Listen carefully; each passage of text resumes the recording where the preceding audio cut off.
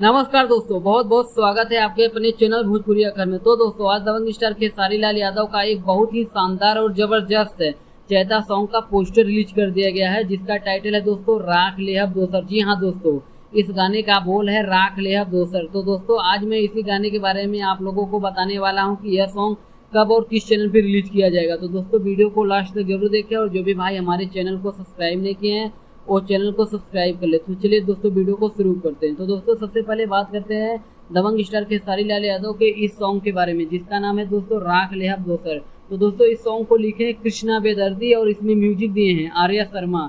तो दोस्तों, इस सॉन्ग को गाए हैं दबंग स्टार खेसारी लाल यादव और शिल्पी राज। तो दोस्तों, बताया जा रहा है कि दबंग स्टार खेसारी लाल यादव का यह चैता सॉन्ग बहुत ही कमाल का और जबरदस्त गाना होने वाला है। तो दोस्तों, अब बात कर लेते हैं यह सॉन्ग कब रिलीज होगा। तो दोस्तों, यह सॉन्ग 6 अप्रैल को सुबह 6:15 पर व्यू म्यूजिक चैनल पर रिलीज किया जाएगा। तो दोस्तों, आप लोग इस गाना को जरूर सुनिएगा, यह सॉन्ग बहुत ही कमाल का होने वाला है। तो दोस्तों, इस वीडियो में बस इतना ही, फिर मिलते हैं एक नई वीडियो में। तब तक के लिए धन्यवाद दोस्तों।